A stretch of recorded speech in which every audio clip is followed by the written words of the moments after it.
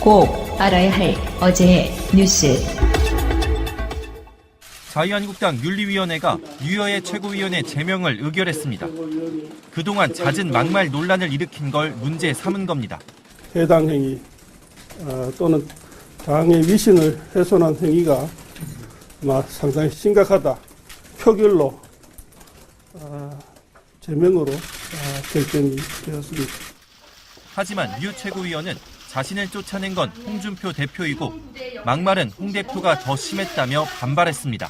막말을 했던 홍준표 대표는 윤리위에 제소되었을 때 바로 당대표라는 이유로 그날 기각되었습니다. 자유한국당은 죽었습니다. 그러면서 내일 북콘서트를 열어 최고위원으로서 곁에서 지켜본 홍 대표의 막말을 모두 폭로하겠다고 예고했습니다. 이런 가운데 홍 대표는 일단 당내 인적 청산 작업을 서두르라고 주문하고 있습니다. 이에 따라 당 조직 강화 특위는 내일부터 73개 지역의 당협위원장직을 교체하는 작업에 착수합니다. 하지만 앞서 바른정당에서 복당한 의원들에게 우선적으로 당협을 맡기기로 원칙을 정하면서 기존 위원장들이 한밤에 홍 대표 집 앞에서 시위를 벌이는 등 이미 파열음이 흘러나오고 있습니다. 먼저 오늘 서울 동부지검에서 출범한 수사팀은 다스 비자금 조성 의혹을 수사합니다. 참여연대는 지난 7일 신원을 모르는 다스의 실소유주가 120억 원의 비자금을 조성했다며 관련 의혹을 수사했던 정호영 전 특검 등을 검찰에 고발했습니다. 검찰은 비자금 조성 여부와 자금 흐름을 쫓다 보면 다스의 실소유주가 드러날 가능성이 있다고 기대하고 있습니다. 두 번째 갈래는 다스의 투자금 반환 소송에 청와대가 개입했는지에 대한 서울중앙지검의 수사입니다. 이명박 정부 당시 다스가 BBK에 투자한 140억 원을 돌려받기 위해 미국에서 소송을 진행했는데 당시 김재수 LA 총영사와 청와대 직원이 소송에 개입했다는 의혹입니다. 검찰은 최근 당시 청와대 행정관을 조사한 데 이어 오늘은 관련 문건을 폭로한 주진우 기자를 참고인으로 조사했습니다. 자료들을 좀 제공해달라는 얘기를 받았습니다. 청와대가 어떻게 움직였는지 그리고 공권력이 어떻게 움직였는지 그런 내용이 하나 있고요. 검찰은 당시 이명박 전 대통령이 개별 회사의 분쟁에 외교부를 개입시켰는지 등도 확인할 방침입니다. 검찰 수사에서 청와대 개입이 사실로 확인되면 개입 동기를 규명하는 과정에서 다스의 실소유주가 누구인지 밝혀질 수도 있습니다. 청와대 국민청원 게시판에 올라온 장자연 사건의 재수사 청원은 하루 만에 1000명을 넘었습니다. 힘 있는 사람의 이기심 때문에 젊은 배우가 희생됐다. 사실관계를 밝혀야 한다는 요구가 빗발쳤습니다. 앞서 탤런트 장 씨는 지난 2009년 스스로 목숨을 끊었습니다. 언론사와 금융회사 관계자 등에게 술접대와 성상납을 강요받았다는 의혹이 일었지만 유력 인사들은 아무도 처벌받지 않아 논란이 일었습니다. 소속사 전 대표와 매니저 두 사람만 불구속 기소된 겁니다. 그런데 어제 대검찰청 개혁위원회가 과거사위원회에 이 사건의 재수사 제안을 검토하면서 다시 주목받고 있습니다. 특히 유력 인사들에 대한 수사가 제대로 이뤄졌는지 규명해야 한다는 목소리가 커지고 있습니다. 검찰 과거사위는 오는 1월 안에 장 씨 사건 등에 대한 재수사 여부를 결정할 예정입니다. 방송 중간에 좋아요를 눌러주시면 새날팀들에게 큰 힘이 됩니다. 미리 감사합니다. 트위터가 진짜 언론입니다. 자, 걸어다니는 정치백과사전 디테일의 제왕 최민희 의원과 깨먹는 시간. 우리 미니 하고 싶은 말 다해. 미니미니 대망의 30번째 시간입니다. 와. 다사다난했던 2017년의 마지막 방송이기도 하죠. 어서 오십시오, 의원님. 안녕하세요. 이주영 실장님. 안녕하십니까. 네, 올해 두 분이 차 타고 돌아다닌 거리만 해도 어마어마할 거예요. 직원 몇 바퀴 들었을까요? 차에 찍혀 있지 않아요? 거기 쏟아부은 기름도 어마어마할 거고. 그럴 것 같습니다. 열정은 더 어마어마하겠죠. 자, 민주당 디지털 소통위원장 현 남양주 병 지역위원장. 지역은요. 와부읍, 진건읍, 조안면, 태계읍면, 금곡동, 양정동, 다산 1동, 2동입니다. 지금과 도능이 없어진 거죠? 네, 맞습니다. 다산 1동, 2동? 알겠습니다. 제도로서의 민주주의가 흔들리고 구타는 일은 이제 없습니다. 민주주의가 밥이고 밥이 민주주의가 되어야 합니다. 제가 푸나님의 꼬임에 빠져가지고 지난주에 예. 차기 대권 후보 얘기한 거 있잖아요. 예. 저 욕 열나 먹었어요. 왜요? 그때 제가 유시민이 불려 나올 수 있다 이렇게 얘기했잖아요.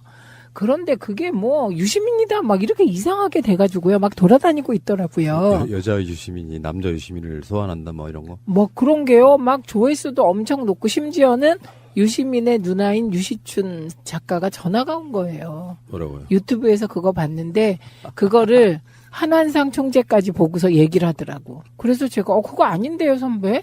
제가 불려 나올 수 있다 그런 건데요. 아까 꼬임이라고 말씀하셨는데 일단 안희정 지사가 약간 대선 행보 쪽으로 이렇게 틀었다라는 이야기 끝에 저도 그 방송에 그런 이야기 하잖아요. 벌써 차기 대권 얘기하는 건 좀 결례인 건 맞지만 맞아요. 결례예요. 네, 결례인 건 맞지만 안희정 지사의 행보가 그러하니 잠깐 이야기를 해보죠. 이렇게 된 거거든요. 근데 잠깐 얘기한 게 그게 막 이상한 이상한 유튜브가 돌아가지고 조회수가 25만 회 막 이렇게 되니까요. 그러니까 그런 분들이 참 그게 문제야. 다른 방송에 우리가 나가는 광고 다 빼고 자기가 필요한 부분만 한 10몇 분 가져다가 그걸로 섹시한 제목으로. 예, 그래서 그걸로 돈 버시고 말이야. 네. 제주는 곰이 부리고 지금. 자, 어쨌든 간에 그 방송의 진위는 그런 뜻이에요. 뭐 벌써부터 대선 주자 논한다 이런 개념보다는 안 하려고 했으나 다른 언론들이 이미 안희정 3선 불출마 이야기를 하면 거기에 대권을 계속 실어 넣는데 우리가 짐짓 모른 척하면 오히려 정반대 현상이 나타납니다. 그러니까 대응의 개념으로서 한 거라는 말씀 드리고요. 그거는 네. 뭐 그런데 저는 요즘 언론에 대해서 옛날부터 문제의식이 많았는데 또 다른 포인트의 문제의식이 생겼는데요. 요즘에 언론의 정치평론의 내용을 보면 그게 일반 국민들을 못 쫓아가는 것 같아요. 네, 그리고 제천 화재 현장 관련한 언론 보도도요. 일부는 좀 심층 취재도 하고 뭐 여러 가지 노력을 한 아주 일부가 있고요. JTBC 같은 경우 화재 현장 그 발화 과정을 담은 CCTV를 어떻게 입수해서 공개했는데 그런 몇 개를 제외하고는 그냥 그 화재 현장에 있던 몇 분 개별적인 인터뷰 따고 거기에 골든타임이란 단어 붙이고 뭐 이런 식의 보도를 하더라고요. 그래서 진짜 우리 기자들이 옛날에는 그 정도도 정보일 수 있었는지 몰라도 이제 세상이 바뀌어서 그 정도 정보는 안 될 것 같아요. 제가 방송에서 3번째 말씀드리는 건데 모 보도 채널이에요. 문재인 대통령이 유족 앞에서 이야기를 하는데 얼굴 가리고 음성 변조해서 박근혜 세월호를 이야기합니다. 그 옆에. 예. 네. 예. 근데 그걸 요구 없이 내보내면 안 되는 이유가 있어요. 유족은 위로받아야 되는데 급격한 논란에 쌓이게 만들어서 심한 경우에는 유족이 적이 되는 경우가 생겨요. 그게 대표적으로 세월호 참사가 그런 식으로 유족을 탄압한 부분들이 있었거든요. 왜냐하면 그건 특수한 상황이거든요. 예. 유족들은 무슨 말인지 할 수 있어요.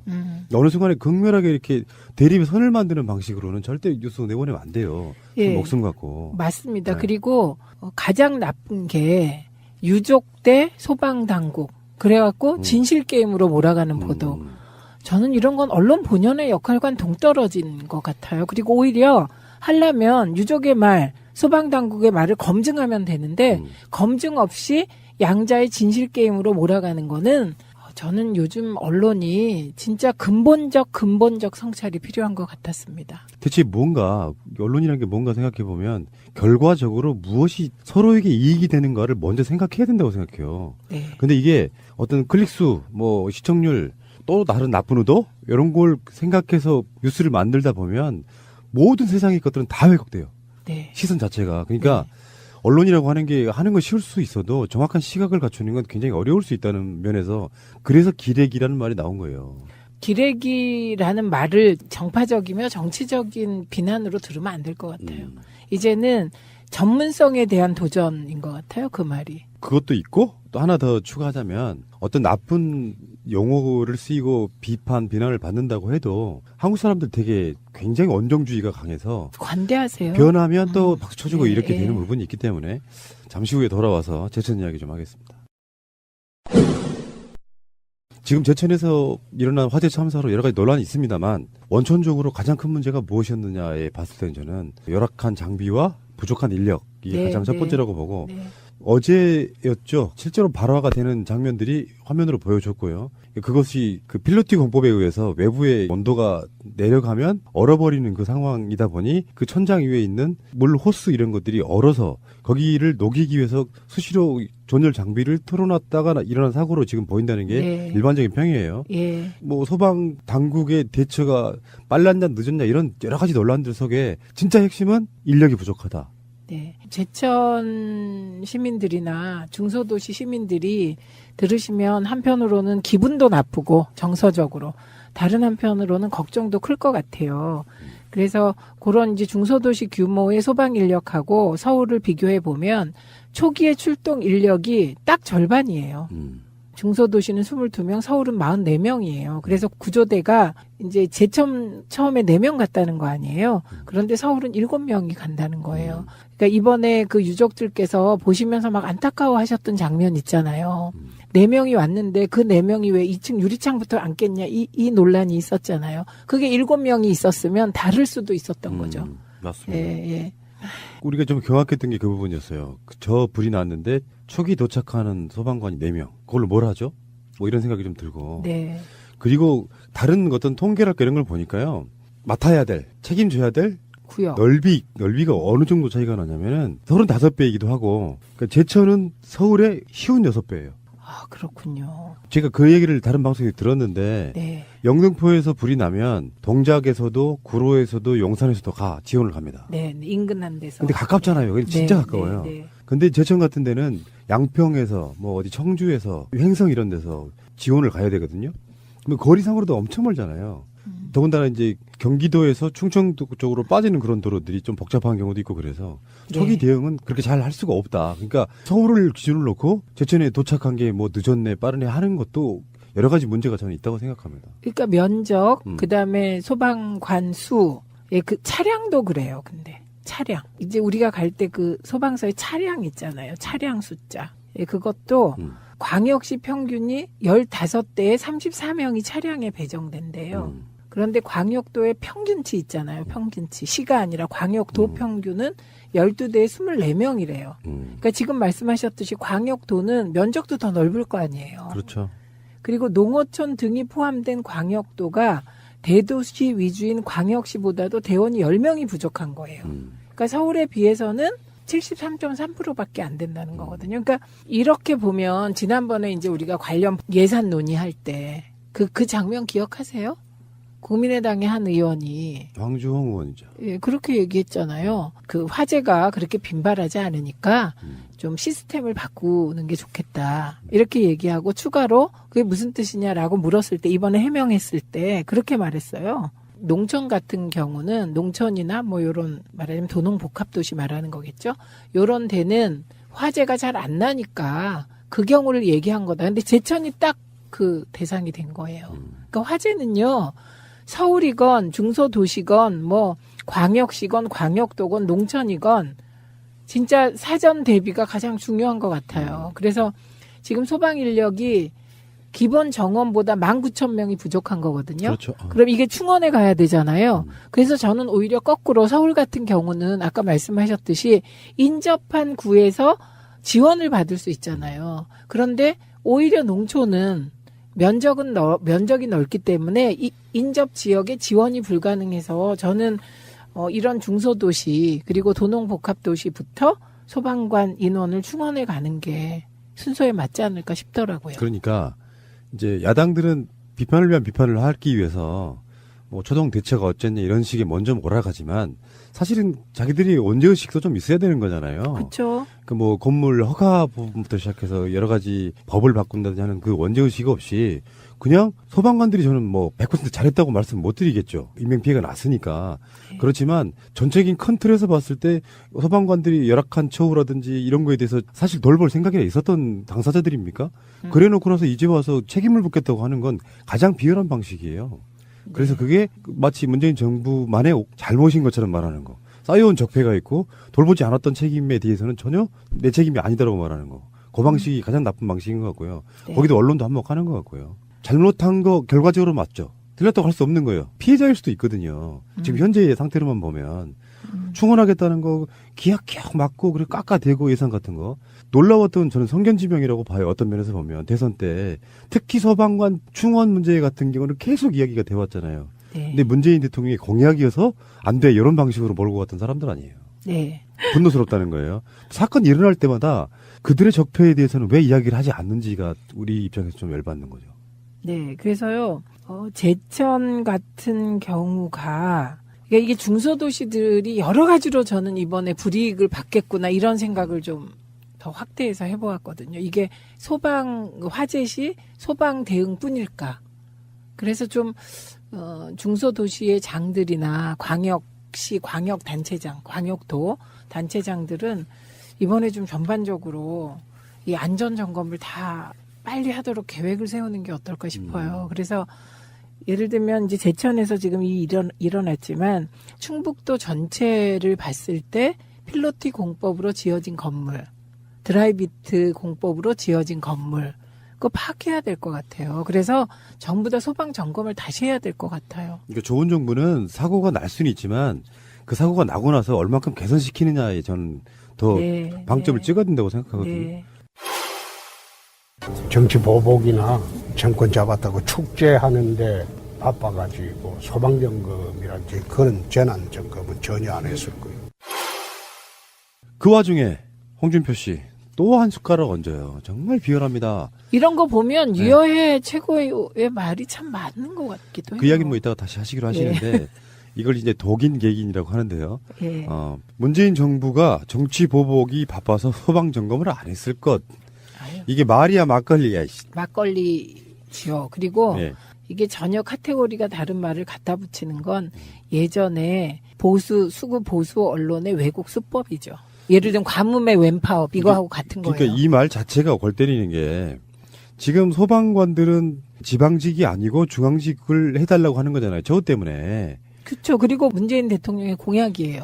사실 문재인 정부의 입장에서 보면 정말 억울한 지점인 거예요. 다 소속은 지방으로 돼 있고 처우도 못 해주는데 정치보복이 바빠서 소방점검 안 했다. 이게 말이에요, 막걸리. 이게 그럼 검찰이 가서 지금 불 끄고 있다는 이야기 뭐 이런 식의 말도 안 되는 논리를 만들어내면 누가 이걸 이해를 하겠냐는 거죠. 이 사람이요 이제 제천이 내려가서도 이 사건을 정치적으로 이용할 생각이 없다 그래놓고 지가 하는 말들은 다 정치적으로 얘기하고 있잖아요. 네. 근데요, 제가 요새 느끼는 건 왜 이렇게 언론은 홍준표에 관대할까? 이렇게 말 안 되는 소리를 하면 말 안 된다 이렇게 언론이 얘기해주면 그 다음에 못 하는데 말 안 되는데 그냥 말하면 말인 것처럼 받아주니까 계속 하는 거잖아요. 홍준표 자체가 결국에는 저 보수 세력의 수장인데 지금의 대개 언론 자체가 보수 정권에 길들여져 왔던 사람들이잖아요. 가족의식 뭐 이런 거 아닐까요? 그런 측면. 네. 팔이 안으로 굽는다? 그렇죠. 정권은 지금 뺏겼으나 결론적으로 성향이라는 거 바꾸기 힘들어요. 어느 날 갑자기 정권이 바뀌었는데 조중동과 연합뉴스 이런 데가 어느 날 갑자기 문재인 정권으로 바뀝니까? 우리가 뼈노란 표현 쓰는 것처럼 뼈박이었던 사람들이 쉽게 바뀌냐고요? 이 홍준표 대표가 한 말 중에요.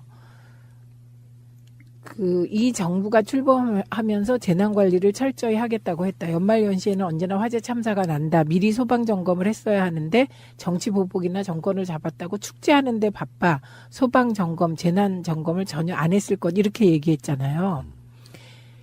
이 정부가 재난관리를 철저히 하기 위하여 안전 관련 공무원 수 늘리겠다고 국회에 제출했었던 거죠. 그게 잘 안 됐던 거고요. 그리고 연말 연시에는 화재 참사가 잘 난다. 뭐 이것도 이제 얼마나 통계적으로 맞는 말일지 모르겠는데 요 소방 점검의 의무 있잖아요. 의무. 이게 각 도에서 관리하기 때문에 빨리 중앙직화되고 소방 공무원이 그래서 중앙에서 쫙 이렇게 계열이 잡힌달까? 그렇게 하면 연말에 일제히 소방점검을 하고 그 소방점검의 실적에 따라서 뭔가 그 내부에서 뭐 점수도 매기고 이런 인센티브도 주고 이러면서 바꿀 수 있을 것 같아요. 그러니까 일단 해야 될 일은 소방직 관련 예산을 어떻게 해서든 다시 늘리는 거. 그리고 중앙직화를 빨리 법제를 통과시키는 거. 저 이거부터 해야 될 것 같습니다. 여기서 이제 세월호도 언급하고 있잖아요. 지금 저쪽 세력들이. 세월호 참사의 책임을 물으며 집권한 정권이 국민의 생명을 지키지 못한 제천 대참사를 만들었다. 이게 말이 안 되죠. 논리적으로도 오류고요. 세월호 참사에 대한 책임을 물으며 집권한 것이 아니고요. 세월호 참사에 대한 책임은 n분의 1로 국민과 함께 국민이 물으신 거죠. 이게 피해의식이에요. 네. 자기들이 죄의식을 갖고 있는 부분에 대해서 굉장히 과민반응한 거예요. 알고 보면은. 그리고 일부에서는 뭐 세월호 참사로 집권했다 막 이런 말 하는데요. 박근혜 대통령 탄핵 사유에서 세월호 빠졌습니다. 그러니까요. 제가 이렇게 얘기했더니 국회 탄핵안엔 들어있었다고 또 반론이 와요. 그래서 제가 국회 탄핵안이 사실 뭔 소용이냐. 최종적으로 헌재의 탄핵 심판 그 판결문 보면 빠져 있으니까 세월호 참사로 박근혜가 탄핵된 게 아닙니다. 이건 분명히 해야 되고요. 다만 박근혜를 국민들이 행상 책임. 그렇죠. 태도의 문제. 네, 추미애 대표가 얘기했던 행상 책임. 예, 그 행상 책임을 묻는 시발점이 된 거는 맞죠. 제가 요즘에 주위 사람들한테 몇 가지 질문을 했던 것 중에 대표적인 게 세월호 참사하고 제천의 화재 사건하고 뭐가 달라진 것 같냐고 한번 물어본 적이 있어요. 네. 사람들이 이제 막연한 상태에서 바로 답을 못 하시더라고요. 첫 번째 이야기를 드렸던 게 그거예요. 태도가 달라졌다. 박근혜는요, 욕먹기 싫어서 안 갔어요. 그리고 단상의 높이부터 달랐고요. 희생자 한 분 한 분들 다 찾아가서 무릎 꿇고 상대방의 이야기 듣는 거예요. 쉬운 거 아니거든요. 대통령의 입장이라는 게. 그러니까 어떤 사고가 났을 때 그 사고를 대하는 태도가 달랐다는 거예요. 예를 들면 그 팽목항에 경찰 정복과 형사들 반, 유족 반, 기자 반 뭐 이런 식이었어요. 그러니까 이걸 어떻게든지 어떤 상황인지는 모르지만 찍어 누르려고 했던 그 정권의 태도와 문재인 대통령처럼 그러니까 이게 사고가 나는 부분에 있어가지고 대통령이 직접 내려가서 사건 그렇게 수습하기 시작하면 수습도 제대로 될 뿐더러 문제점에 대한 이런 것도 바뀌는 거거든요. 네. 그런 식으로 태도 자체가 다르면 결과가 다릅니다. 그 자체를 놓고 지금 세월호 비교하고 있다는 게 저는 굉장히 좀 몰상식하다는 생각이 드는 게 정치 공세죠. 네. 자기들이 정말 세월호 유족들을 대하는 아까 말한 태도 같은 게 좋았던 사람들이라면 이렇게 말할 수 있어요. 전혀 그렇지 않았잖아요. 탄압했잖아요. 심지어는 캡사이신을 뿌리댔다고. 아이, 그리고 그뿐만이 아니죠. 그쪽 진영에서 나온 말들이요. KBS에서 나온 말들이 세월호 교통사고로 죽는 사람 숫자가 세월호 참사 희생자보다 더 많다는 둥. 세월호는 단순한 사고일 뿐이라는 둥. 그 다음에 또 어떤 사람은 세월호 가족들이 깡패냐. 뭐 이런 얘기까지 그쪽 사고에서 다 나온 말들이잖아요. 그래서 그 태도가 달랐다는 거 그것도 전적으로 맞는 말이고요. 문재인 대통령은 이걸 가지고 숨길 게 없는 거예요. 근데 박근혜 청와대가 계속 문제가 됐던 건 뭔가를 숨기는 듯한. 실제로 조작을 여러 가지 했지 않습니까? 네. 그리고 그게 지금 하나하나 드러나고 있고요. 그리고 결정적으로 국민들이 뒤집어진 게 뭔데요. 5시 40분인가 중앙대책본부 나와가지고 머리 이렇게 막 올리고 나와갖고 아이들이 조끼를 규명 조끼를 입었다는데 그렇게 구하기가 힘듭니까? 이 말 때문이잖아요. 모든 의혹의 사실 그게 출발이에요. 왜 저런 말도 안 되는 소리를 하냐? 뭐 그랬기 때문에 이건 뭐 정치 공세이고요. 그리고 대통령이 바뀌었다고 하루아침에 대통령의 그런 태도가 전 공직자, 저 제천시에 있는 소방관들, 제천시에 있는 하위직 공무원들에게 다 태도가 바뀌는 게 아니에요. 사실은 마음 자세가 바뀌고 태도가 바뀌어야 이게 모든 게 달라지잖아요. 그래서 이게 이제 전파되고 윗물이 맑아야 아랫물이 맑는데 윗물이 맑아서 아랫물이 맑아지는데 시간이 좀 걸리는 거죠. 그러니까 추미애 대표 말이 맞는 것 같은데요, 저는. 그러니까 문재인 대통령이 실제로요, 자기 가족 죽으면 대통령이 아니라 대통령 할아버지라도 잘 안 보이거든요. 근데 그래서 그 순간에는 극한 말들이 쏟아져 나와요. 그거 피하지 않겠다고 가신 거거든요. 그 지점이 정말 놀라웠던 게 욕이라도 먹어줘야 한다. 그런 부분들과 비교 자체가 좀 이상해서 일단 이 이야기는 넘어갈 텐데 네. 정말 안타깝고요. 근데 홍준표는 이런 사고방식이니까 이 사람 스스로가 지금 어떤 확장성도 없이 내부적으로 그런 얘기가 나오고 있잖아요. 여자 홍준표에 휘둘린 제1야당. 그래서 그 유해애 씨가 라이언 인형 들고 들어가던 그 시점부터 지금 최고위원회를 안 열고 있어요. 무서워서. 그게 더 웃긴 것 같아요. 오늘 윤리위 열리지 않나요? 네, 26일 날. 오늘입니다. 네. 네. 자유한국당 윤리위원회가 당협위원장 탈락 이후 과도한 발언 등으로 구설에 오른 류여해 최고위원을 제명하기로 했습니다. 이제 유여애가 간접적으로 막말 배틀하고 있잖아요, 지금. 네. 오늘 한 말은 유해는 엄마 내버리고 첩들인 아버지 큰딸로서 막아야 된다. 이렇게 얘기하고 있어요. 그게 막 에스컬레이터가 되고 있어가지고요. 근데 홍준표 대표는 제가 그런 얘기 해드렸던가요? 노무현 대통령님 그 임기 말에 처음으로 방송위원회 부위원장이었던 저를 부르셨어요. 안 부르시다가. 부르셔서 엄청 혼내셨어요. 혼낸 이유는 최 부위원장이 방송에 관해서 나에 관해서 방송이 조금이라도 배려하는 보도를 내보내도록 노력한 적이 있냐 이거였어요. 너무 심했죠. 그때 방송이. 저도 지금 생각하면 정말 너무 심해서 그 심한 걸 시정하지 못한 건 잘못한 일이다 이런 생각이 들거든요. 근데 그때 무슨 얘기를 했냐면 돌이켜보면 집권 전부터 보수 언론과의 싸움, 전쟁을 하면서 대통령이 됐는데 보수 언론의 감시가 너무 심하고 흔들기가 심해서 큰 사고를 안 치게 됐다 결과적으로. 그런 말을 하신 적이 있어요. 저에게. 참 역설적으로 그런 말이죠. 그런데 홍준표 대표나 안철수 대표처럼 언론이 너무 우호적인 분들은요. 이게 끝이 어떻게 될지 몰라요.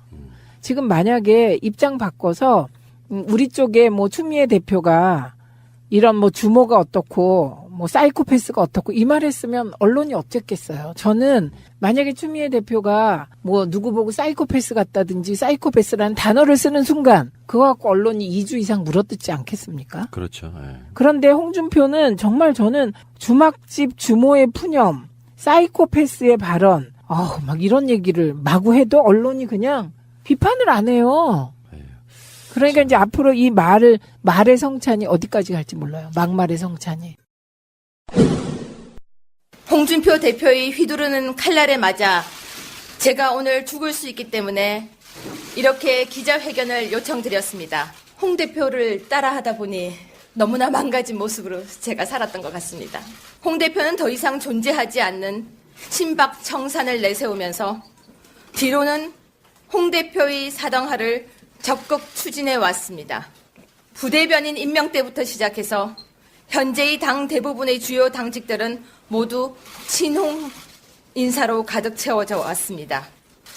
지역 당협에서 당원들이 해당 위원장의 자격을 문제 삼고 있지만 홍 대표에게 줄을 선 당협위원장, 제대로 지역 관리를 하지 않았지만 홍 대표의 약점을 알고 있는 당협위원장 등은 살아남았고 물론 이에 대한 녹취도 가지고 있습니다. 당의 공천관리위원회가 아직 출범하지도 않았는데 지망생들이 홍 대표의 비선 실세인 김 원장에게 줄을 대려고 애쓰는 모습은 마치 청산되어야 할 적폐의 그 모습 그 자체입니다. 저는 홍 대표가 당권 장악을 위해 고난을 함께한 동지를 버리고 배신자들과 악마의 거래를 한 것이라고 선언합니다.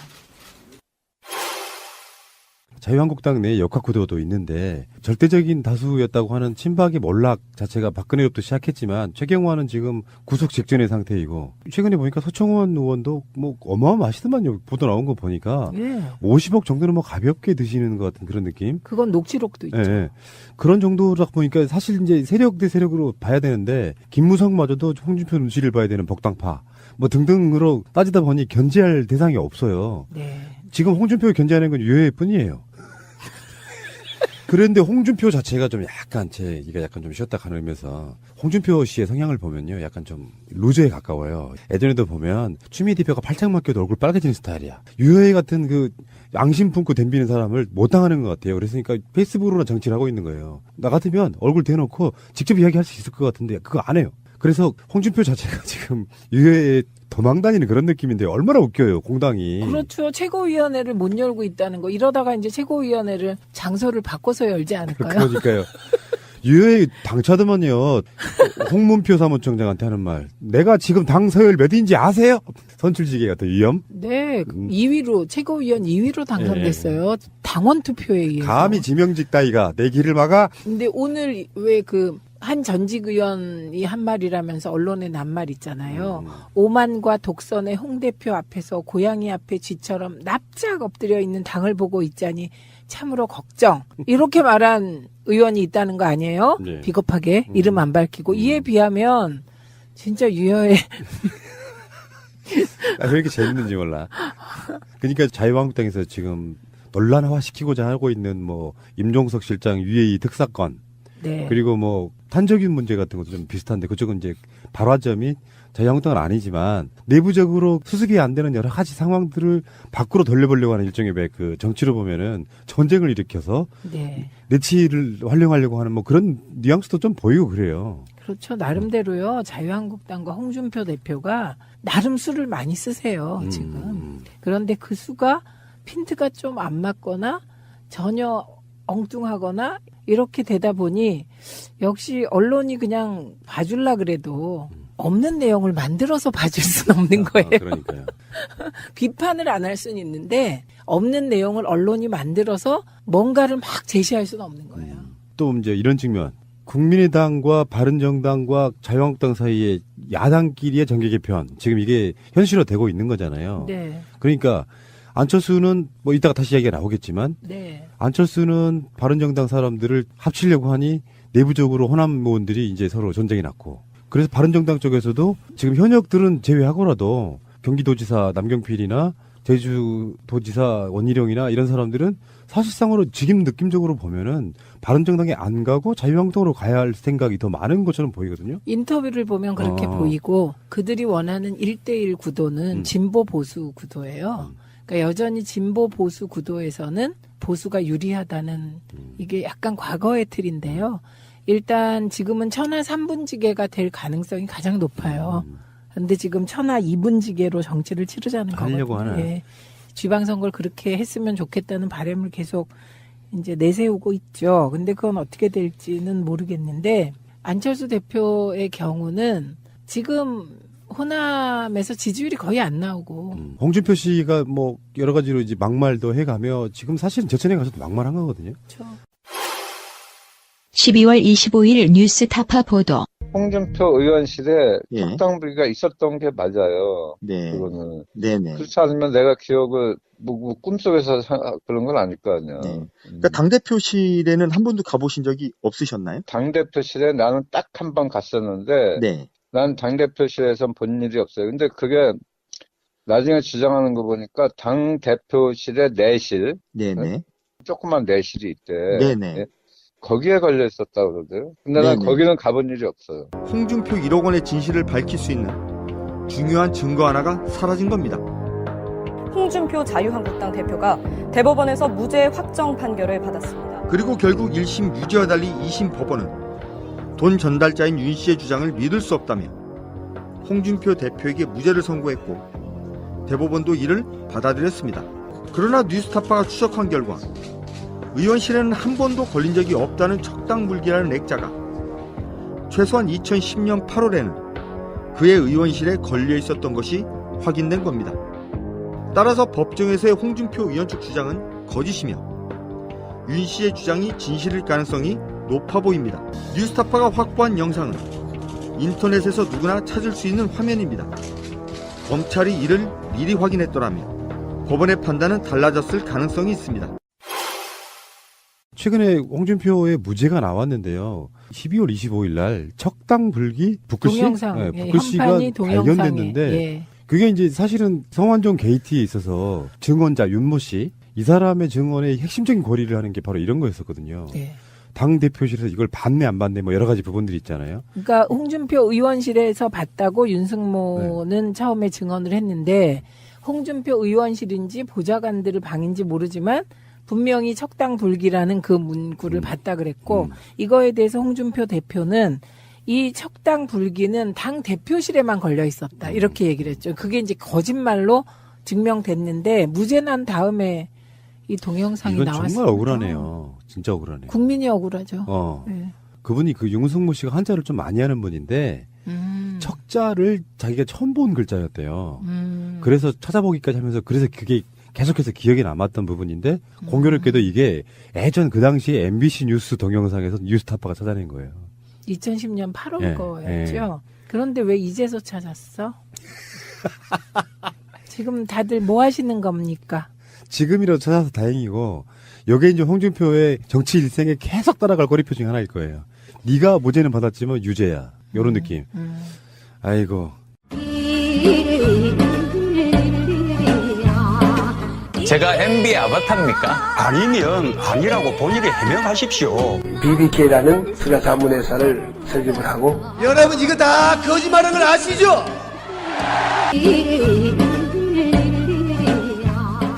자, 그리고요. 다스 수사가 사실상 시작됐다. 보도도 좀 나오고 있는데 네. 지금 공소시효에 대한 논란도 있어요. 이게 언제부터가 공소시효가 되느냐. 현재로 따지면은 뭐 그 공소시효가 정호영 특검 때부터다 이렇게 보는 시각도 있고 그게 아니고 뭐 이명박의 임기 시절을 뭐 플러스 마이너스 해서 보면 2년이 더 남아있다 이런 논리도 있고 막 여러 가지인데 네. 실제로 지금 수사가 시작된 건 아니고 기소를 안 했기 때문에 네. 사실상의 지금 공소시효는 2달 정도밖에 안 남은 거라고 보는 시각이 더 우세하더라고요. 네, 그러니까 일단 수사팀이 구성돼서 정식 수사가 시작된 걸로 그렇게 오늘 다시 알려졌고요. 예.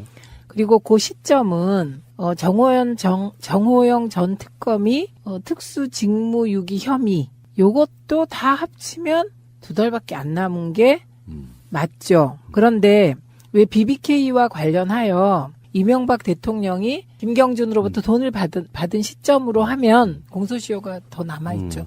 그 직권 남용 부분에 예. 대해서는. 그래서 뭐 청와대 참모들을 네. 이용해서 예. 사적인 사익을 취했다는 거잖아요. 네. 근데 어쨌든 간에 그 조진희 기자가 우리 방송 나왔을 때 했던 말이 사실인 것 같은 게 네. 다른 뭐 블랙리스트나 댓글이나 이런 사건으로 처벌하는 것은 시간이 많이 걸릴 거다. 그러니까 직접 이명박을 수사할 수 있는 최고의 좋은 사건은 다스 문제다. 이게 맞는 것 같고 검찰도 실제로 거기에 어떤 확률을 좀 더 높게 보고 있는 게 아닌가 싶어요. 이명박을 사법 처리하는 데 있어가지고. 네, 그리고 오늘 주진우 기자가 검찰의 참고인으로 지금 출두해서 조사받는다. 그것만으로 주진우 기자가 지금 계속해서 실검에 뜨고 있습니다. 보따리 하나 들고 가던데. 네. 저도 오늘 들어가면서 주진우 기자가 한 말이 공감해요. 대국민 사과부터 해라. 자기 측근들이라고 하는 자기가 직접 임명한 국정원장, 뭐 국방부 장관 이런 사람들이 다 불법 행위를 했던 건 드러난 거잖아요. 그러면 네. 도의적 책임으로라도 국민께 죄송하다는 말부터 하는 게 맞죠. 근데 이명박 전 대통령이 송년회 할 때 기자가 다스가 누구 겁니까? 그랬더니 그때 답변을 어떻게 했냐면 저한테 물어볼 사안이 아니라고 얘기했어요. 그 말 정말 이명박스러운 것 같아요. 예. 만약에 내 거 아니다 그러면 아니다 그러면 되잖아요. 근데 나한테 물어볼 사안이 아니다. 이 말처럼 애매한 말이 어딨어. 이거는 다스가 내 거 아니다도 아니고 사실은 내 거다에 가까운 거예요. 그렇죠. 예, 그래서 이건 뭐 수사가 필요하고요. 그 다음에 우리가 이제 이 다스도 해묵은 수사하는 거잖아요.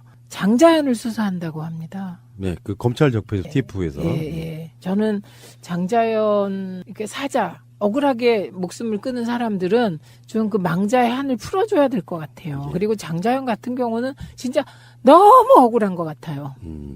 알겠습니다. 1부 마치고요. 2부에서 뵙겠습니다.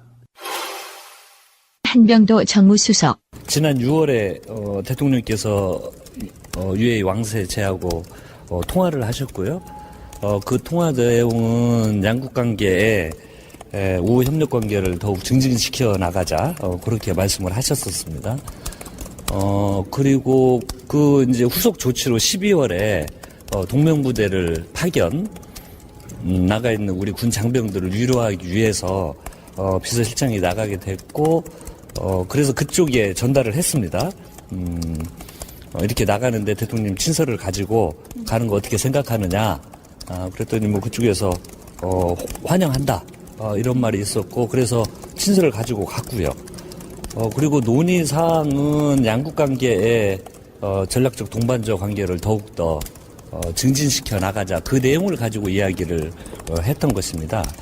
우리 원전 4기가 지금 UAE에서 차질 없이 잘 진행이 되고 있고 2020년까지 완공을 목표로 잘 진행이 되고 있습니다. 근데 이것의 성공은 향후 영국과 사우디아라비아의 원전 수주에도 영향을 줄 수 있습니다. 그런데 이런데 어떤 근거 없는 내용들이 계속 재생산됨으로써 그런 그 차후 원전 수주에 악영향을 주지 않을까 이런 우려와 걱정도 있습니다.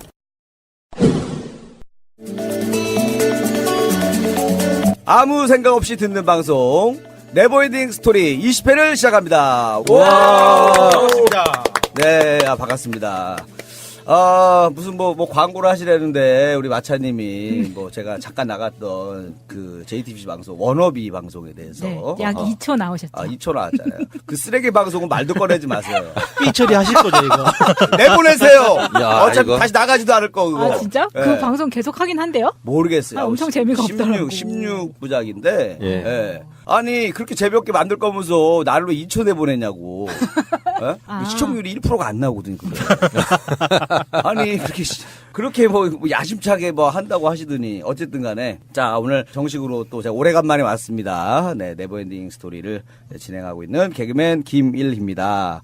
자 그리고 우리 왼쪽에는 우리 약초님. 안녕하세요, 약초입니다. 네. 자 그리고 우리 마차님. 안녕하세요, 마차입니다. 네. 아니 뭐 앞에 뭐 넣어주면 좋을 것 같아. 네, 얼마 전에 또 크리스마스였으니까 관련된 걸로 무슨 뭐 루돌프의 빨간 코를 갖고 있는 마차입니다 이렇게 하든가 아니면 뭐. 마차를 끌고 다니는 마차입니다. 썰매.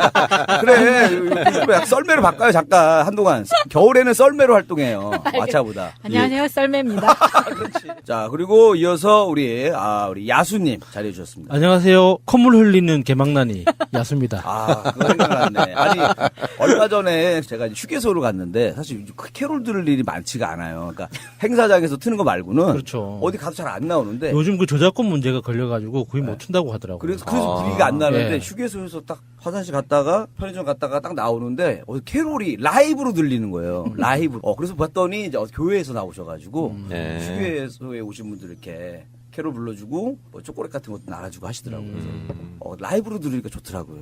약간 외국엔 그런 거 있죠. 외국에 같은 경우는 크리스마스 때 이렇게 뭐 집집마다 영화 보면 나오잖아요. 집집마다 집 앞에서 이렇게 막 캐롤 부르면 아줌마들이 뭐 맛있는 거 주고 뭐 돈도 주고 막 이렇게 하는데.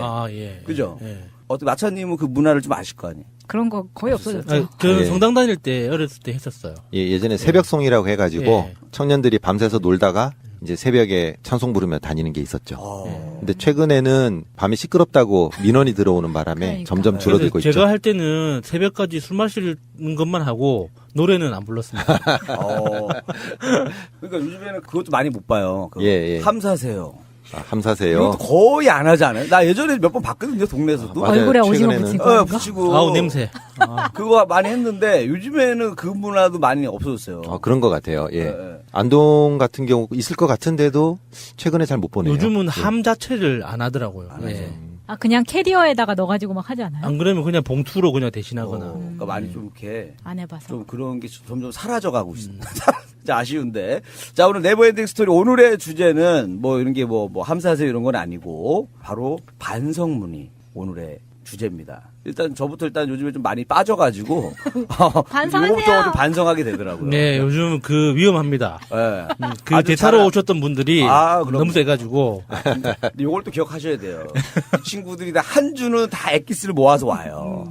한 3주 지나가면은 뭐 없습니다. 이제 아침에 밥 먹은 얘기, 양치질하고 자는 얘기 완전 일상으로 바뀌어요. 네. 지금은 자기가 갖고 있는 거 가장 베스트로 갖고 온 거기 때문에 너무 큰 기대하지 마시고. 자, 그럼 일단 오늘도 가위바위보로 반성문에 대해서 이야기해 보도록 할게요. 자, 가위바위보.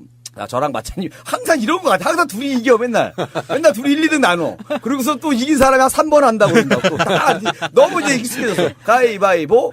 자, 마차님 결정하세요. 3번.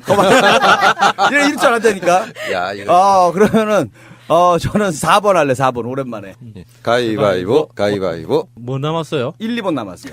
그럼 저는 2번 할게요. 2번. 아니, 그 가위바위보는 맨날 이렇게 이기는데 꼭 늦게 하고 말이죠. 그죠? 예, 저는 맨날 지는데 제일 먼저 해요. 제일 먼저 항상 하세요. 스타트를. 항상 그러네요. 우리 약초님부터 반성문 이야기 나눠보겠습니다. 아직도 SNS에서 문재인 대통령만 팔로우하고 계시다고요? 친절한 청와대, 활짝 열려 소통하는 청와대, SNS 청와대 공식 계정으로 더 가깝게 만나세요. 트위터, 페이스북, 인스타그램과 카카오톡 플러스 친구에서 대한민국 청와대를 검색하고 친구가 되어주세요. 문재인 대통령과 청와대의 일정과 정책, 생생한 현장 사진들과 청와대 사람들의 뒷이야기까지 가장 빨리 만나볼 수 있습니다. 참! 청와대 홈페이지 즐겨찾기도 잊지 마세요. 예, 저 자신을 반성하는 시간을 좀 가져봤는데요. 특히 이번에는 저희 아들이 이제 고3이라서 이번에 또 시험 쳤잖아요. 근데 또 지진이 일어나가지고 일주일 늦춰지는 바람에 좀 고민도 많이 했었죠. 그러니까 학생들이 어떤 애들은 막 좋다고 하는 애들도 있었는데 실제로 아이 얘기 들어보니까 어떤 애들은 이제 다 됐다. 그 지진 나는 이제 그날 됐다 그러고 책들을 다 어느 교실에다가 던져놨다는 거예요. 그랬는데 이게 딱 지진이 나서 연기됐습니다 하고 팍 뜨니까 애들이 막 소리를 지르고 난리가 났고 어떤 애들은 뭐 상관없다 그러지만 실제로 대부분의 아이들이 좀 심리적인 타격은 좀 받았다 하더라고요. 이걸 왜 반성을 하십니까? 근데 이제 아이가 이제 시험을 이제 앞두고 있고 또 시험도 치고 이제 이런 상황에서 저희 아이에게 내가 공부할 환경을 제대로 만들어 줬었던가 하는 부분에 대해서 좀 이제 반성을 하게 됐어요. 그걸 왜 약초님이 반성해요? 근데 좀 사연이 저희는 좀 깊어요. 예, 뭐냐면은 첫째는 이제 우리 큰딸 같은 경우 제가 참 미안한 게 많은데 제가 어릴 때 초등학교를 4군데 다녔다는 얘기를 예전에 한번 한 것 같은데요. 초등학교를 4군데 다니니까 너무 안 좋더라고요. 그러니까 아이들하고 이제 익숙해질만 하면은 전학을 가고 심지어 어느 학교는 6개월밖에 안 다녔으니까 너무 이제 그게 저한테는 심리적 타격이 많아가지고 우리 애들은 그렇게 안 하겠다 다짐을 사실은 했었어요. 그럼에도 불구하고 우리 딸내미는 3군데를 보냈고 초등학교를요? 초등학교를요. 그러니까 1학년 때 천안에서 1년 다니고 2, 3학년도를 안양에서 다니고 4, 5, 6을 안동에서 보낸 거예요. 그러니까 애한테 너무 미안하죠. 제가 얼마나 힘들었는가를 아는데 그 애도 이렇게 그렇게 성격이 아주 밝거나 또 이런 스타일은 또 아니거든요. 그래도 조언은 많이 해줄 수 있었을 것 같아요. 전학을 많이 다녀봤기 때문에. 예, 그래서 이렇게 또 빨리 친구를 사귀어야 된다라는 노하우가 있으시니까. 너의 어려움을 이해한다는 말을 항상 했죠. 미안하다. 이렇게 했죠. 근데 저희 아들 같은 경우도 이제 그런 각오를 했습니다만 얘는 이제 5학년까지는 이제 안동 시내에서 학교를 다니고 1학년은 시골에서 보낸 거예요. 근데 이제 첫째 같은 경우는 좀 어려운 게 있었던 게 뭐냐 하면은 이제 얘가 고1 다니고 이제 2학년 때 시골로 제가 이제 목회를 들어갔기 때문에 저를 따라서 시골로 들어왔거든요. 그런데 이제 학교에서 이제 기숙사에 좀 넣으려고 그랬는데 기숙사를 들어갈 수가 없는 거예요. 왜요? 실제로 자동차를 타면 40분 정도 걸리는 먼 곳이거든요. 그럼에도 안 돼요. 그래서 왜 그러냐 물어봤더니 이 학교가 멀리 있는 이제 안동 외곽에 있는 학생들을 위한 기숙사로 운영을 하는 게 아니고 성적순으로 잘라가지고 기숙 학원처럼 그런 아이들만 기숙사에 넣어서 공부를 시킨다는 거예요. 쉽게 얘기해서 따님이 성적이 안 좋았다는 얘기네요.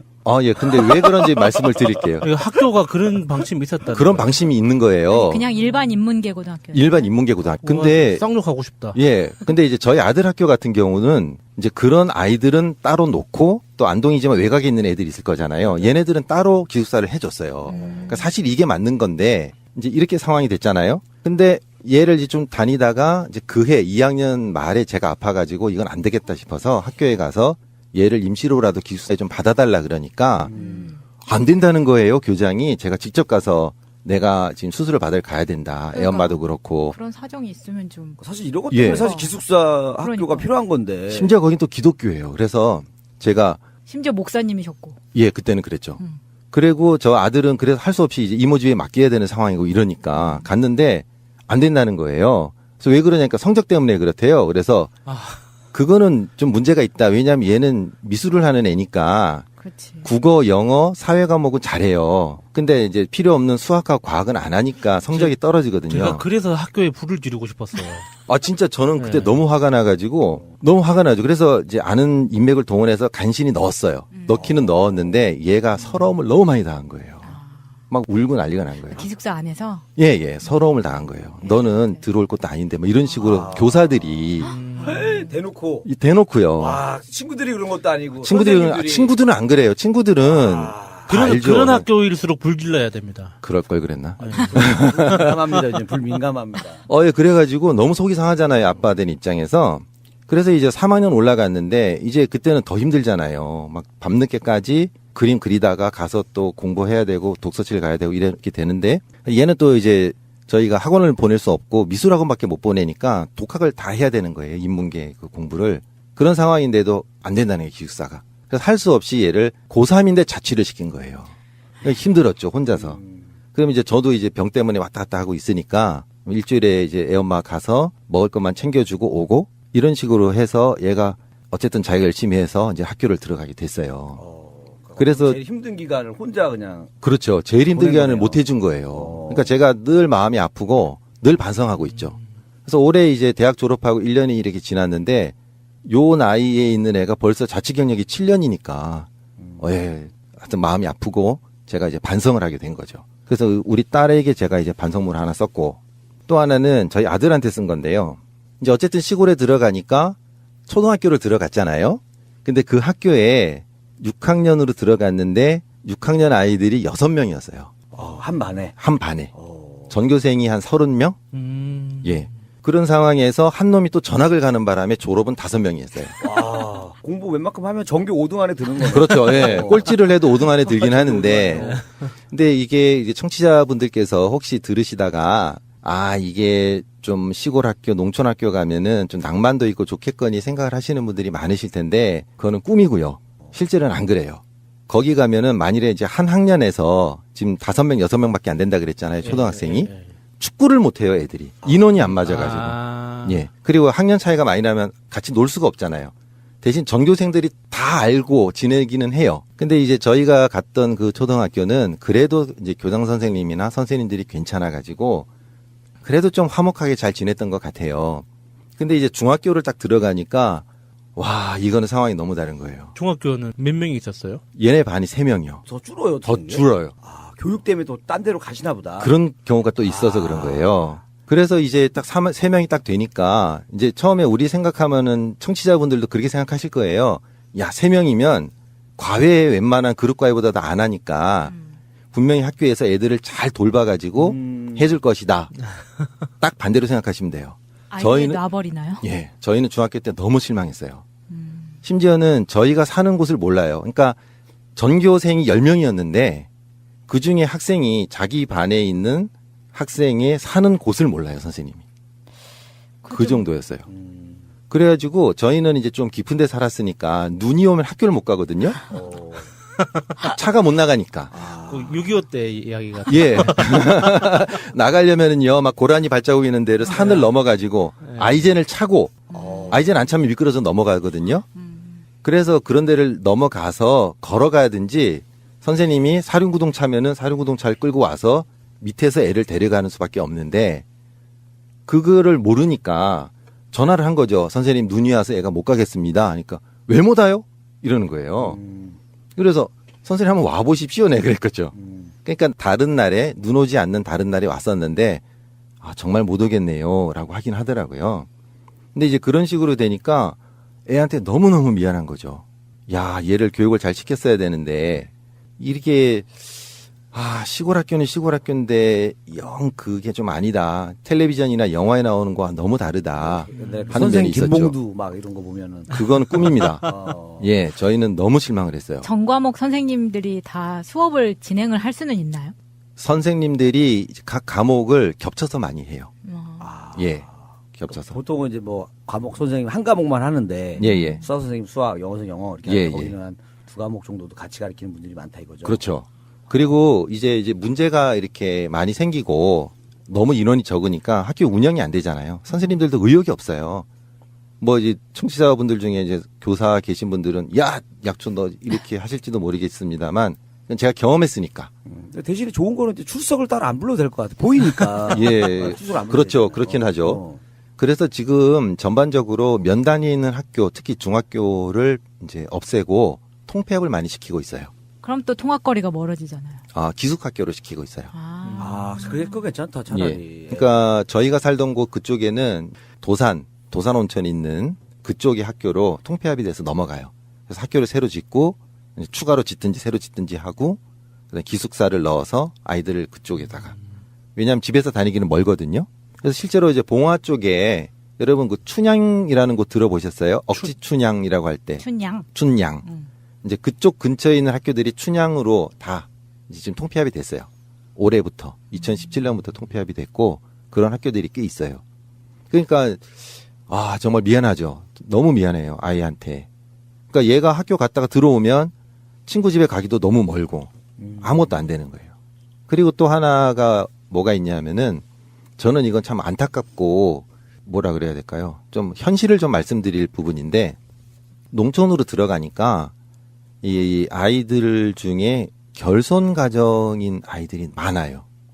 그러니까 사실은 그 아이들을 위로해줘야 되고 학교에서 이제 교우 관계도 잘할 수 있게 좀 유도를 해주고 선생님들이 돌봐줘야 되는데 그 부분이 부족한 게 저는 늘 마음이 아팠어요. 그 결손 가정이라는 게 뭐 조선 가정. 한부모나 그러면은 조부모 가정이나 이런 걸 말씀하시는 그렇죠. 거죠. 예. 부모님 이혼해서 온 아이들 많았고, 그러니까 저희 아이가 이제 6명이었다 그래. 처음에 6명이고 졸업은 5명 했다 그랬죠. 초등학교 때요.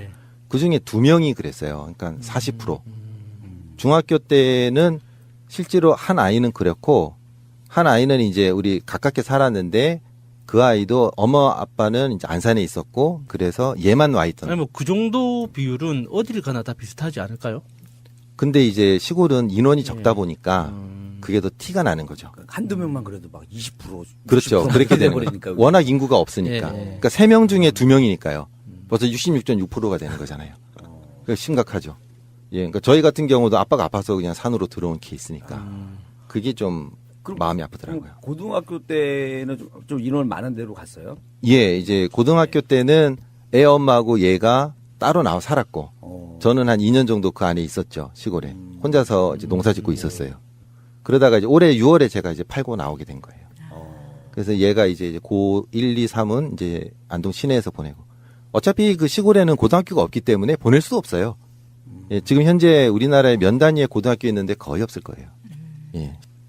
그 다음에 제가 이제 아내를 고생시켜서 미안하다. 미안하다! 하는 이제 이런 게 있는데요. 제가 이제 처음으로 이제 신학대학원을 졸업해서 천안으로 가게 됐다. 그래서 사역을 하게 됐는데, 제가 좀 성격이 뭐 좋게 말하면 좀 꼿꼿한 거고, 좀 나쁘게 말하면 지랄 맞은 그런 성격이라서, 이게 좀 아니면 아니다라는 좀 그런 게 있어요. 그러니까 앞에서 이 말하고 뒤에서 저 말하는 거 되게 싫어하는 스타일. 좀 그런 거 있고. 절대 정치는 못 하시겠네요. 정치하기 좀 힘들죠. 예. 근데 성격을 머리를 좀 때려가지고 좀 이상하게 만든 다음에 하면 될 것 같아요. 아, 진짜 정치인들이 이런 성격이면 얼마나 좋아. 다 내 겁니다. 내가 했습니다. 이러면. 그때 좀 부딪혀가지고 제가 던지고 나왔거든요. 그때 이제 신학을 한 거에 대한 자괴감을 솔직히 굉장히 많이 느꼈어요. 내가 이 바닥에서 견딜 수 있을까? 이런 분위기에서 요즘에 특히 그 교회 얘기 많이 나오잖아요. 인터넷에도 많이 나오고, 뭐, 교회 세습 문제부터 시작해서 내년도 그 종교인 과세 문제까지 난리가 나잖아요. 이제 그런 거 보고 이제 실망을 많이 하신 분들이 계실 텐데, 저도 그때 이제 굉장히 많이 실망을 하고, 내가 이거를 왜 이걸 했지? 막 이런 생각도 많이 들고, 이걸 꼭 해야 되나? 막 이렇고. 근데 이제 집어치우고 나오니까 경제 생활이 힘들어지잖아요. 그래서 할 수 없이 제가 그때 영어 선생을 한 거예요.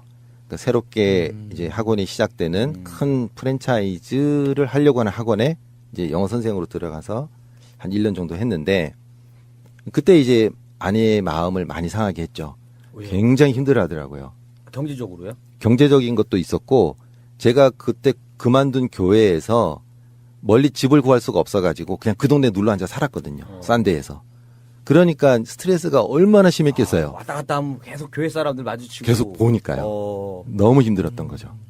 그래서 그거는 지금 생각해도 굉장히 마음이 아파요. 빨리 나왔어야 되는데 이제 상황이 안 되니까. 이제 그런 상황에서 이제 두 번째로 이제 안양으로 또 가게 됐는데, 안양에는 진짜 실제로 완전히 뒤통수를 딱 맞고 저와 함께 사역하던 두 사람, 딱 세 사람이 그냥 하루아침에 나가. 그래서 나가는 수밖에 없었어요. 그러니까 교회 구조가 이제 부교역자라고 하는 부목사, 전도사들은 이제 1년 단위 계약을 하게 되거든요. 그러니까 그냥 나가라고 하면 그냥 무조건 나와야 돼요. 계약을 해서 근무를 하는 거예요? 예, 그러니까 1년 단위예요. 부목사들은. 예. 진짜 신기하다. 근데 그거를 쥐고 있는 게 누구냐면 담임 목사인 거예요. 담임 목사가 이 사람을 내년에 또 계속해서 일하게 해 주십시오라고 이제 회의에 올려요. 그러면 그걸 가지고 예, 아니요를 하거든요. 그런데 만일에 담임 목사가 안 올리면 안 되는 거예요. 그러니까 담임 목사가 전권을 쥐고 있기 때문에 종다루지 다루는 거예요. 그래서 뭐 그런 표현 많이 쓰는데 종. 그렇죠. 나는 종입니다. 그런 표현 많이 쓰는데 진짜 주님의 종입니다. 종 다루듯이 주님의 종이 아니고 담임 목사의 종으로서 살아야 돼요. 그러니까 계약직도 그런 계약직이 없네요. 어떻게 보면. 예, 완전히 이건 약자 중에 약자고, 이거 뭐 노동부의 말도 할 수 없어요. 세금을 안 냈었기 때문에. 그래서 그 예. 담임 목사님에 대해서 뭐 안 좋은 걸 알아도 네. 함부로 말을 할 수가 없는 구조네. 그러니까 아예 거역을 하면 안 되죠. 너 나하고 일하기 싫어? 그러면 그 순간 끝인 거예요. 구조가 그렇게 돼 있어요. 그러니까 참 마음이 아프죠. 근데 이제 안양에서는 그런 일이 없었는데도 하여튼 정책적으로 이상하게 뭔가 돼가지고 3명 너희들 나가 이렇게 돼버린 거예요. 근데 그분들도 이런 게 있잖아요. 그분들도 근데 그냥 너 나오지 마 이렇게 얘기 안 하고 네. 약간 담임 목사님이 약간 그나마 좀 있어 보이려고 어제 기도를 해봤더니 아니에요. 우리 목사님에 대한 응답이 없었습니다. 이렇게 약간 돌려서 얘기한다고. 근데 그때는 돌려서 얘기한 게 아니고요. 그러니까 연말 당해라 그래가지고 그 다음 해를 준비하는 걸 정책을 해서 연말 3주 전에 끝을 냈어요. 그러니까 제가 다 정리하고 다 회의를 해서 정리를 했는데 그 정리한 거를 이제 결정하는 회의를 하게 되거든요. 그때 결정이 났다는 거예요. 그래서 저희는 내년도 우리가 이렇게 해서 더 열심히 하면 되겠다. 준비하고 있었는데 나가십시오. 결정 났습니다. 2주 남았습니다. 딱 2주 전에 통보해 주는 거예요. 2주 전에 통보가 된 거예요. 그래서 난리가 난 거예요. 그래서 막 이렇게 하다가 이제 저는 이제 안동에 있는 데로 가게 됐고 다른 분은 서울, 한 분은 자기 고향인 충청도 이렇게 뿔뿔이 흩어져 가지고 서로 막 전화하면서 어디 가게 됐어요. 막 그러고 왜냐하면 집을 비워야 되니까 아주 뭐 잔인한 경우를 당했죠. 그러니까 애엄마한테 미안하죠. 또 미안한 거예요. 근데 그때는 그 뭐 부딪히거나 이런 것도 없었는데 모르겠어요. 왜 그랬는지. 근데 그거 때문에 서로 막 또 그 형수님하고 또 뭐 다투기도 하고 그런 것도 있었어요. 아니요. 집사람은 이렇게 말을 좀 꾹 담아두는 스타일이기 때문에 그런 얘기를 안 해요. 그러니까 더 미안한 거죠. 느낌으로 아시는구나 그거를. 알죠. 예, 그거는 뭐 사람이니까. 사모님도 그 신앙생활 하시는 분. 그럼요. 아니, 목사님 사모님이죠. 그거야 뭐 그 개인 생활이니까 음. 뭐 각자 이렇게 김대중 대통령하고 예. 그 사모님은 이호 여사. 예, 이호 여사는 따로따로 종교가 달라요. 근데 이제 목사와 사모는 아마 뭐 99.999% 같습니다. 그거는 예, 그거는 뭐 이쪽 세계는 또 그런 면이 있어요. 그러니까 그게 참 미안하더라고요, 저는요. 근데 거기다가 가족들한테 다 주로 다 미안하셨네요, 그죠? 저는 가족들한테 죄인이죠. 그 상태에서 이제 시골에 들어갔는데 시골에서 또 그 모양이 났으니 더 미안한 거죠. 아이, 너무 제가 미안해하지 마세요. 이왕 1이 된 거 누려야죠. 누릴까요? 누리고. 예. 그러다가 이제 어쨌든 몸이 회복되고 해서 이제 새 희망을 가지고 살자. 그러니까 반성을 희망으로 2018년 바꿔서. 그거 박근혜가 갑자기 생각나서 좀 기분이 별로. 아니, 근데 가족분들이 방송을 들으세요? 새날 방송? 네버엔딩 스토리? 애들은 안 들어요. 이거 좀 들었으면 좀 그나마 방송에서 들으면 솔직히 청소년이 듣기에는 좀 요것만, 무리가 있는 것 같습니다. 요것만 따로 오디오만 따로 해가지고 예. 들려주면은 네. 가족들이 분들이 그래도 우리 아빠가 이렇게 생각하는구나 하면서 음성 편지 좋아질 것 같은데. 항상 미안하다고는 하고요. 이제 그래도 여기서 바닥만 보고 있으면 못 일어나니까 그래도 고개를 쳐들고 앞을 보면서 가자. 이렇게 뭐 이야기를 하고 있죠, 항상. 아빠도 열심히 할 테니까 이렇게. 네, 우리 약초님의 가족에 대한 반성문이었습니다. 예, 그 차량도 그래요. 근데 차량 이제 우리가 갈 때 그 소방서에 차량 있잖아요. 차량 숫자. 예, 그것도 광역시 평균이 15대에 34명이 차량에 배정된대요.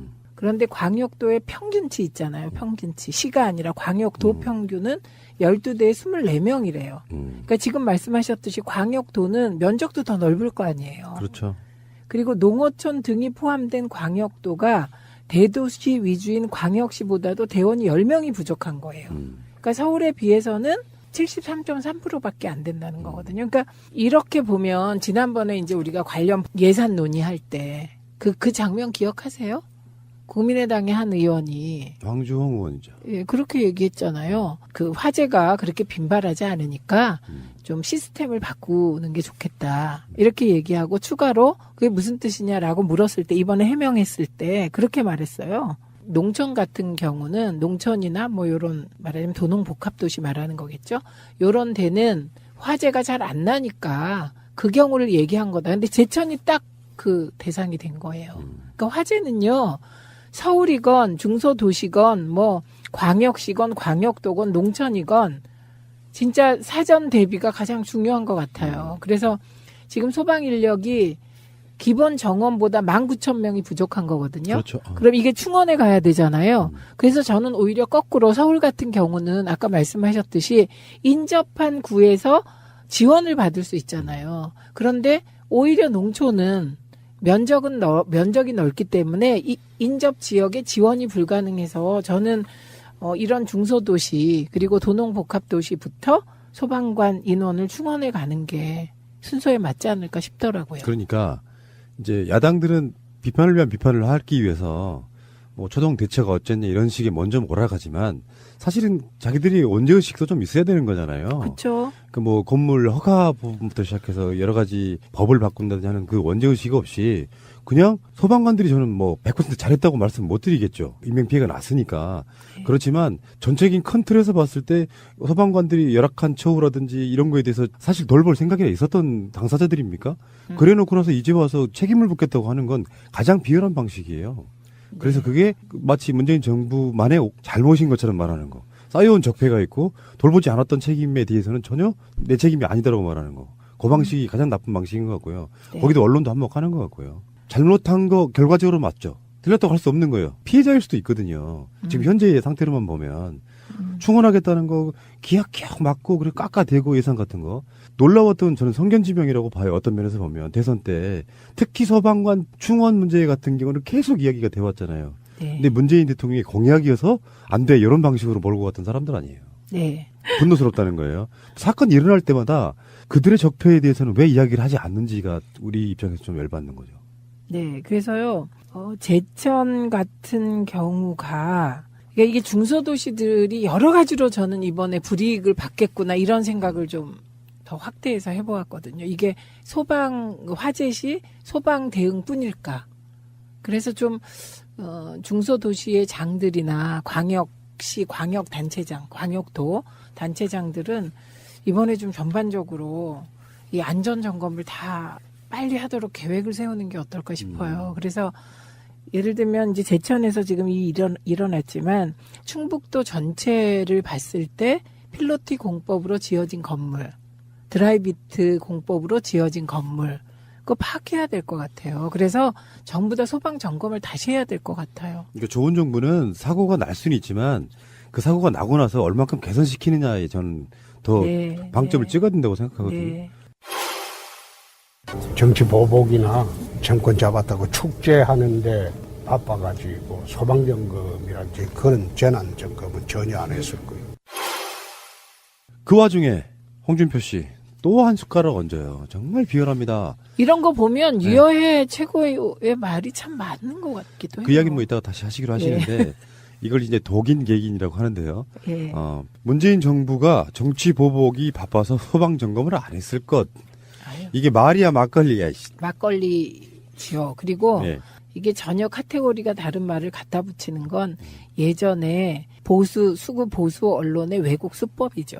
예를 들면 가뭄의 왼파업 이거하고 같은 거예요. 그러니까 이 말 자체가 골 때리는 게 지금 소방관들은 지방직이 아니고 중앙직을 해달라고 하는 거잖아요. 저 때문에. 그렇죠. 그리고 문재인 대통령의 공약이에요. 사실 문재인 정부의 입장에서 보면 정말 억울한 지점인 거예요. 다 소속은 지방으로 돼 있고 처우도 못 해주는데 정치보복이 바빠서 소방점검 안 했다. 이게 말이에요, 막걸리. 이게 그럼 검찰이 가서 지금 불 끄고 있다는 이야기 뭐 이런 식의 말도 안 되는 논리를 만들어내면 누가 이걸 이해를 하겠냐는 거죠. 이 사람이요 이제 제천이 내려가서도 이 사건을 정치적으로 이용할 생각이 없다 그래놓고 지가 하는 말들은 다 정치적으로 얘기하고 있잖아요. 네. 근데요, 제가 요새 느끼는 건 왜 이렇게 언론은 홍준표에 관대할까? 이렇게 말 안 되는 소리를 하면 말 안 된다 이렇게 언론이 얘기해주면 그 다음에 못 하는데 말 안 되는데 그냥 말하면 말인 것처럼 받아주니까 계속 하는 거잖아요. 홍준표 자체가 결국에는 저 보수 세력의 수장인데 지금의 대개 언론 자체가 보수 정권에 길들여져 왔던 사람들이잖아요. 가족의식 뭐 이런 거 아닐까요? 그런 측면. 네. 팔이 안으로 굽는다? 그렇죠. 정권은 지금 뺏겼으나 결론적으로 성향이라는 거 바꾸기 힘들어요. 어느 날 갑자기 정권이 바뀌었는데 조중동과 연합뉴스 이런 데가 어느 날 갑자기 문재인 정권으로 바뀝니까? 우리가 뼈노란 표현 쓰는 것처럼 뼈박이었던 사람들이 쉽게 바뀌냐고요? 이 홍준표 대표가 한 말 중에요. 이 정부가 출범하면서 재난관리를 철저히 하겠다고 했다. 연말연시에는 언제나 화재 참사가 난다. 미리 소방점검을 했어야 하는데 정치보복이나 정권을 잡았다고 축제하는데 바빠. 소방점검, 재난점검을 전혀 안 했을 것 이렇게 얘기했잖아요. 이 정부가 재난관리를 철저히 하기 위하여 안전 관련 공무원 수 늘리겠다고 국회에 제출했었던 거죠. 그게 잘 안 됐던 거고요. 그리고 연말 연시에는 화재 참사가 잘 난다. 뭐 이것도 이제 얼마나 통계적으로 맞는 말일지 모르겠는데 요 소방 점검의 의무 있잖아요. 의무. 이게 각 도에서 관리하기 때문에 이 빨리 중앙직화되고 소방 공무원이 그래서 중앙에서 쫙 이렇게 계열이 잡힌달까? 그렇게 하면 연말에 일제히 소방점검을 하고 그 소방점검의 실적에 따라서 뭔가 그 내부에서 뭐 점수도 매기고 이런 인센티브도 주고 이러면서 바꿀 수 있을 것 같아요. 그러니까 일단 해야 될 일은 소방직 관련 예산을 어떻게 해서든 다시 늘리는 거. 그리고 중앙직화를 빨리 법제를 통과시키는 거. 저 이거부터 해야 될 것 같습니다. 여기서 이제 세월호도 언급하고 있잖아요. 지금 저쪽 세력들이. 세월호 참사의 책임을 물으며 집권한 정권이 국민의 생명을 지키지 못한 대참사를 만들었다. 이게 말이 안 되죠. 논리적으로도 오류고요. 세월호 참사에 대한 책임을 물으며 집권한 것이 아니고요. 세월호 참사에 대한 책임은 n분의 1로 국민과 함께 국민이 물으신 거죠. 이게 피해의식이에요. 네. 자기들이 죄의식을 갖고 있는 부분에 대해서 굉장히 과민반응을 한 유족은 위로받아야 되는데 급격한 논란에 쌓이게 만들어서 심한 경우에는 유족이 적이 되는 경우가 생겨요. 그게 대표적으로 세월호 참사가 그런 식으로 유족을 탄압한 부분들이 있었거든요. 왜냐하면 그건 특수한 상황이거든요. 예. 유족들은 무슨 말인지 알 수 있어요. 어느 순간에 극렬하게 이렇게 대립의 선을 만드는 방식으로는 절대 뉴스 내보내면 안 돼요. 예. 목숨 갖고. 맞습니다. 네. 그리고 가장 나쁜 게 유족 대 소방당국. 그래갖고 진실게임으로 몰아가는 보도. 저는 이런 건 언론 본연의 역할과는 동떨어진 것 같아요. 그리고 오히려 하려면 유족의 말, 소방당국의 말을 검증하면 되는데 검증 없이 양자의 진실게임으로 몰아가는 거는 저는 요즘 언론이 진짜 근본적 성찰이 필요한 것 같았습니다. 대체 언론이라는 게 뭔가 생각해보면 결과적으로 무엇이 서로에게 이익이 되는가를 먼저 생각해야 된다고 생각해요. 네. 근데 이게 어떤 클릭수, 시청률, 또 다른 나쁜 의도 이런 걸 생각해서 뉴스를 만들다 보면 모든 세상의 것들은 다 왜곡돼요. 네. 시선 자체가. 그러니까 언론이라고 하는 건 쉬울 수 있어도 정확한 시각을 갖추는 건 굉장히 어려울 수 있다는 면에서 그래서 기레기라는 말이 나온 거예요. 기레기라는 말을 정파적이며 정치적인 비난으로 들으면 안 될 것 같아요. 이제는 전문성에 대한 도전인 것 같아요. 그 말이. 그것도 있고 또 하나 더 추가하자면 어떤 나쁜 용어를 쓰이고 비난을 받는다고 해도 한국 사람들 되게 굉장히 원정주의가 강해서 관대하세요. 변하면 또 박수 쳐주고 이렇게 되는 부분이 있기 때문에 잠시 후에 돌아와서 제천 이야기 좀 하겠습니다. 지금 제천에서 일어난 화재 참사로 여러 가지 논란이 있습니다만 원천적으로 가장 큰 문제가 무엇이었느냐에 봤을 때는 저는 열악한 장비와 부족한 인력 이게 가장 첫 번째라고 보고 어제였죠. 실제로 발화가 되는 장면들이 화면으로 보여줬고요. 그것이 그 필로티 공법에 의해서 외부의 온도가 내려가면 얼어버리는 그 상황이다 보니 그 천장 위에 있는 물 호스 이런 것들이 얼어서 거기를 녹이기 위해서 수시로 전열 장비를 틀어놨다가 일어난 사고로 지금 보인다는 게 일반적인 평이에요. 소방 당국의 대처가 빨랐냐 늦었냐 이런 여러 가지 논란들 속에 진짜 핵심은 인력이 부족하다. 네. 제천 시민들이나 중소도시 시민들이 들으시면 한편으로는 기분도 나쁘고 정서적으로 다른 한편으로는 걱정도 클 것 같아요. 그래서 그런 이제 중소도시 규모의 소방 인력하고 서울을 비교해 보면 초기의 출동 인력이 딱 절반이에요. 중소도시는 22명, 서울은 44명이에요. 그래서 구조대가 이제 처음에 4명 갔다는 거 아니에요. 그런데 서울은 7명이 간다는 거예요. 그러니까 이번에 그 유족들께서 보시면서 막 안타까워 하셨던 장면 있잖아요. 4명이 왔는데 그 4명이 왜 2층 유리창부터 안 깼냐 이 논란이 있었잖아요. 그게 7명이 있었으면 다를 수도 있었던 거죠. 맞습니다. 예. 우리가 좀 경악했던 게 그 부분이었어요. 저 불이 났는데 초기 도착하는 소방관이 4명. 그걸로 뭘 하죠? 이런 생각이 좀 들고. 네. 그리고 다른 어떤 통계랄까 이런 걸 보니까요. 맡아야 될, 책임져야 될 구역. 넓이가 어느 정도 차이가 나냐면은 35배이기도 하고, 그러니까 제천은 서울의 쉬운 6배예요. 아, 그렇군요. 제가 그 얘기를 다른 방송에 들었는데, 네. 영등포에서 불이 나면 동작에서도 구로에서도 용산에서도 지원을 갑니다. 네, 인근한 데서. 근데 가깝잖아요. 진짜 네, 가까워요. 네, 네. 근데 제천 같은 데는 양평에서 뭐 어디 청주에서 횡성 이런 데서 지원을 가야 되거든요. 그럼 거리상으로도 엄청 멀잖아요. 더군다나 이제 경기도에서 충청 쪽으로 빠지는 그런 도로들이 좀 복잡한 경우도 있고 그래서 초기 대응은 그렇게 잘 할 수가 없다. 그러니까 서울을 기준으로 놓고 제천에 도착한 게 뭐 늦었네 빠르네 하는 것도 여러 가지 문제가 저는 있다고 생각합니다. 그러니까 면적, 그다음에 소방관 수. 감사합니다. 트위터가 진짜 언론입니다. 자, 걸어다니는 정치백과사전 디테일의 제왕 최민희 의원과 깨먹는 시간. 우리 미니 하고 싶은 말 다해. 미니미니 대망의 30번째 시간입니다. 와. 다사다난했던 2017년의 마지막 방송이기도 하죠. 어서 오십시오, 의원님. 안녕하세요. 이주영 실장님. 안녕하십니까. 네. 올해 두 분이 차 타고 돌아다닌 거리만 해도 어마어마할 거예요. 직원 몇 바퀴 들었을까요? 차에 찍혀 있지 않아요? 거기 쏟아부은 기름도 어마어마할 거고. 그럴 것 같습니다. 열정은 더 어마어마하겠죠. 자, 민주당 디지털 소통위원장 현 남양주 병 지역위원장. 지역은요. 와부읍, 진건읍, 조안면, 태계읍면, 금곡동, 양정동, 다산 1동, 2동입니다. 지금과 도능이 없어진 거죠? 네, 맞습니다. 다산 1동, 2동? 알겠습니다. 제도로서의 민주주의가 흔들리고 구타는 일은 이제 없습니다. 민주주의가 밥이고 밥이 민주주의가 되어야 합니다. 제가 푸나님의 꼬임에 빠져가지고 지난주에 네. 차기 대권 후보 얘기한 거 있잖아요. 네. 저 욕 열나 먹었어요. 왜요? 그때 제가 유시민이 불려 나올 수 있다 이렇게 얘기했잖아요. 그런데 그게 뭐 유시민이다 막 이렇게 이상하게 돼가지고요. 막 돌아다니고 있더라고요. 여자 유시민이 남자 유시민을 소환한다 뭐 이런 거? 뭐 그런 게요. 막 조회수도 엄청 높고 심지어는 유시민의 누나인 유시춘 작가가 전화가 온 거예요. 뭐라고요? 유튜브에서 그거 봤는데 그거를 한환상 총재까지 보고서 얘기를 하더라고. 그래서 제가 그거 아닌데요 선배?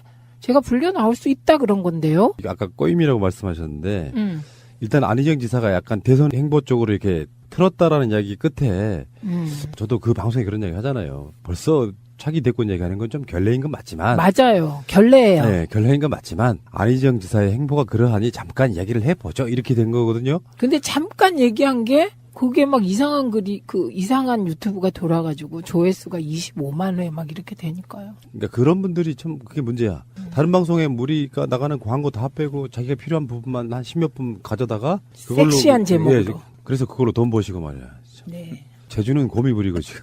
자, 어쨌든 간에 그 방송의 진위는 그런 뜻이에요. 뭐 벌써부터 대선 주자 논한다 이런 개념보다는 안 하려고 했으나 다른 언론들이 이미 안희정 3선 불출마 이야기를 하면 거기에 대권을 계속 실어 넣는데 우리가 짐짓 모른 척하면 오히려 정반대 현상이 나타납니다. 그러니까 대응의 개념으로서 한 거라는 말씀 드리고요. 그거는 네. 뭐 그런데 저는 요즘 언론에 대해서 옛날부터 문제의식이 많았는데 또 다른 포인트의 문제의식이 생겼는데요. 요즘에 언론의 정치평론의 내용을 보면 그게 일반 국민들을 못 쫓아가는 것 같아요.